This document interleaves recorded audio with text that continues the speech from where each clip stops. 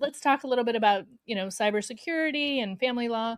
You know, as a family law practice, you have extensively, a lot of sensitive client data. How does your firm think about cybersecurity and privacy when evaluating technology? Share with me kind of like your thought process on that, how you built your tech stack. It's at the core, right? So yes, when you're navigating some of the things I was describing before, like a divorce, for example, there's a lot of detailed personal information that's shared, and if you're not taking care of that, it can be disastrous, right? And we've heard of other firms in the space that have been impacted by malware or ransomware, and it is just number one, it's not only disruptive towards your business, but it also breaches trust, right? And you need to trust your family law attorney. Like they're dealing with some such sensitive things. It's like if you don't think that they're caring for your information properly, it's a fast way of losing business, right? We're very hyper vigilant about it, right? And so that comes down to our managed service providers that support us, but it's also the tools that we use. Like we're willing to spend a little bit more on tools that have the proper security measures, because more than maybe some other firms or some other businesses might do, because they undervalue the importance of that tool. In terms of your stack, that is important, the most important thing for us. Like in our tech stack, if it doesn't have those security standards, it's not like it's going to be. I'd rather have pay now than pay later, and much higher, right?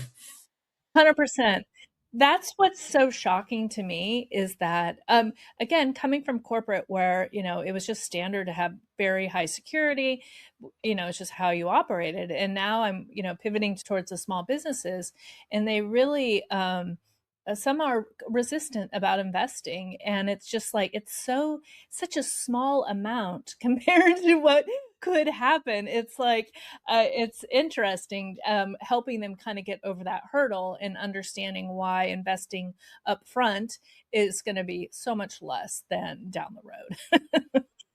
Yeah. Yeah, and it's simple things like I think so. Having worked at major organizations that have that standard, like everything has to be SOC 2. Like how many small business providers have SOC 2? But hey, like we have one vendor right now. Well, like right at the beginning, they're like we're SOC 2 compliant. I'm like, hey, okay, now we can talk. And like yes, I know I'm paying a little bit more for that solution happily, right? Like, because again, that's detailed personal information for our clients, and I'm glad to pay it. Now, that said, even large organizations, they can get vendors that are compliant, and that have really strong security credentials.